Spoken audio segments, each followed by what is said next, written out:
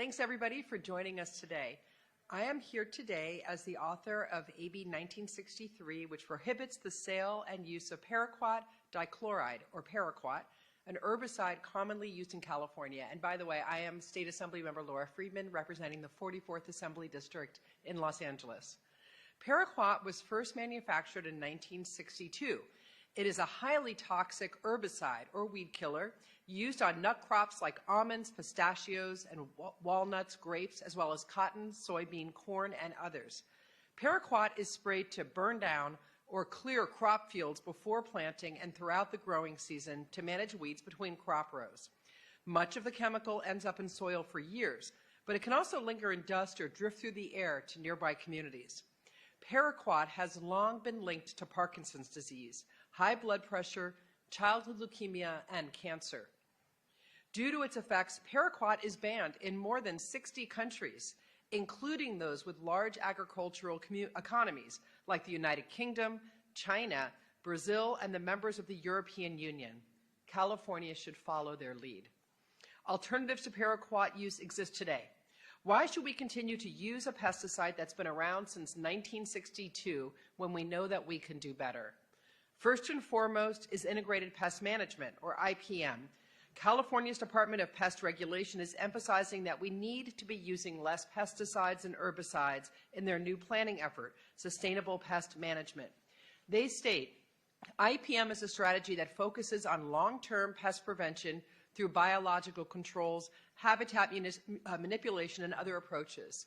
Basically, we need to get back in sync with nature. We need to have a holistic look at how the actions that we take as people affects the food that we grow, but also the people living around that production and, of course, all of the other animals that we share the planet with. California needs to be the leader in eliminating highly toxic pesticides and herbicides like paraquat. Furthermore, the pesticide industry, always proud of their ability to innovate, should step forward and agree to stop producing this product and instead produce more of the less toxic weed killers. I would like to introduce my colleague and co-author on this measure, Assemblymember Rick Saber.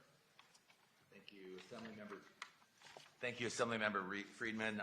My name is Rick Saber, Rick Chavez Saber. I represent the 51st District, which runs from roughly Hollywood through Santa Monica in the west side of Los Angeles. I am proud to join my colleague as a co-author of AB 1963 because, you know, it's just inconceivable that this herbicide still exists and is widely used in the United States.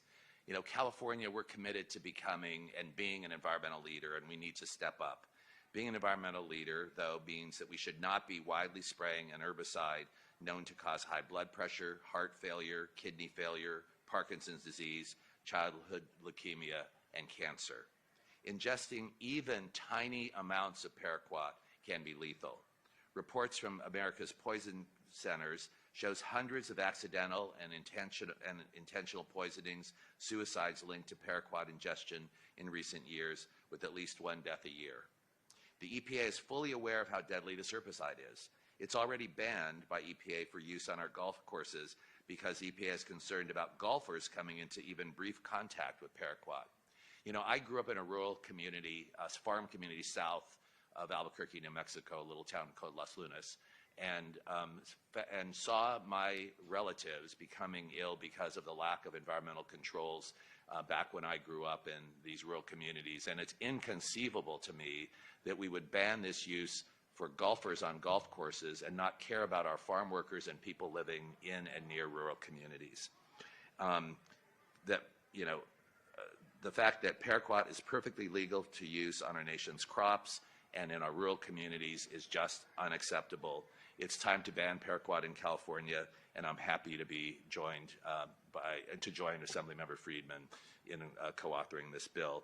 And with me today, I'd like to introduce Scott Faber from the Environmental Working Group. Thank you so much. It's such an honor to be here with these three incredible leaders. Here's what we know.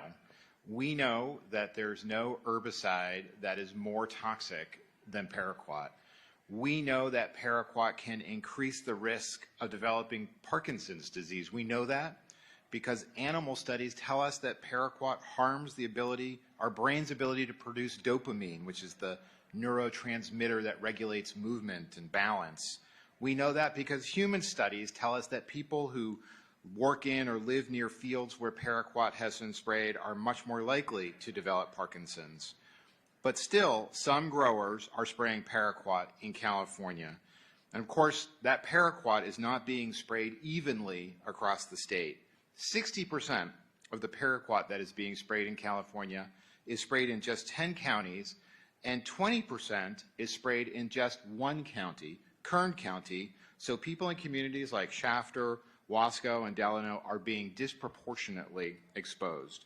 Not all growers are using paraquat. In fact, most are not. In fact, just 2 growers in California account for 27% of all of the paraquat that's being sprayed in the state. This should be very simple. We know that paraquat is linked to Parkinson's.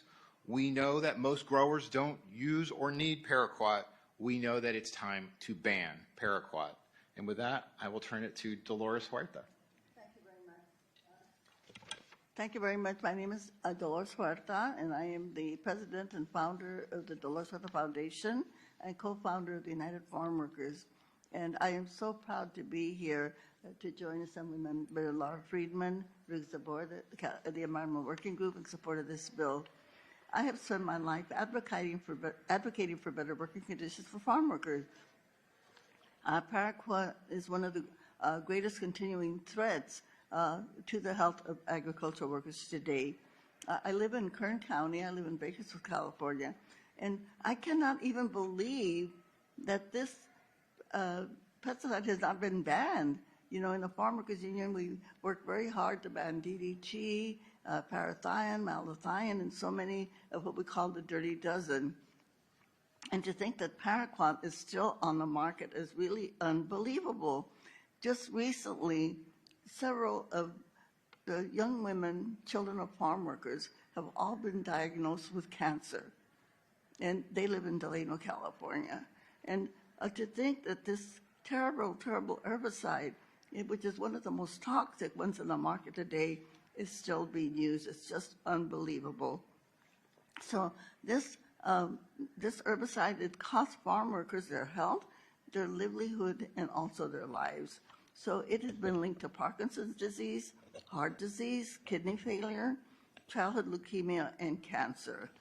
So 5 million pounds of paraquat were sprayed in California between 2017 and 2022.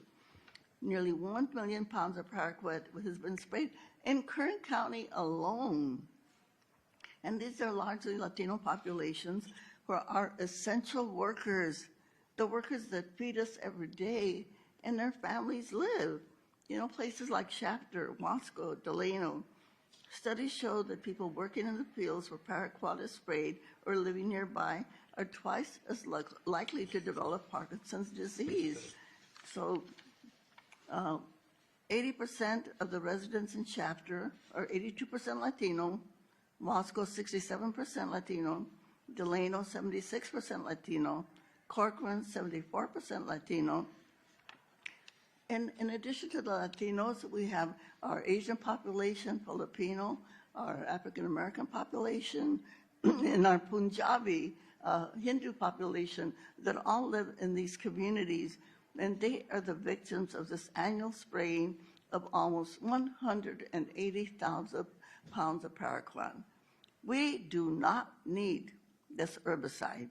Most California growers, as you heard, do not use paraquat at all when clearing their fields, nor should the acceptable cost of our food be Parkinson's disease and cancer for the people that feed us, that grow and the harvest the food that keeps us alive and that sustains us. So it is time to finally end the use of this inhuman herbicide. I'm very grateful for Assemblymember Friedman for her leadership, for Rick Zabor also, and for the advocacy on behalf of the farm workers and their families, the farm workers and their children, and all of the rural communities that they call home to be free of paraquat. Yes, we can make it happen. Si se puede. Si se puede. We are so grateful to have Dolores Huerta, so long an icon for justice and for farm workers, to be with us here today to help give a voice to the need to ban paraquat. Thank you so much, Dolores, for being here and for all of your many years of activism. And with that, I'd like to see if anybody has any questions. Well, I don't see any. I want to thank everybody who's been watching this at home. If you agree with the need to ban paraquat, don't be shy. Tell your representatives to join us. Thanks so much, everybody.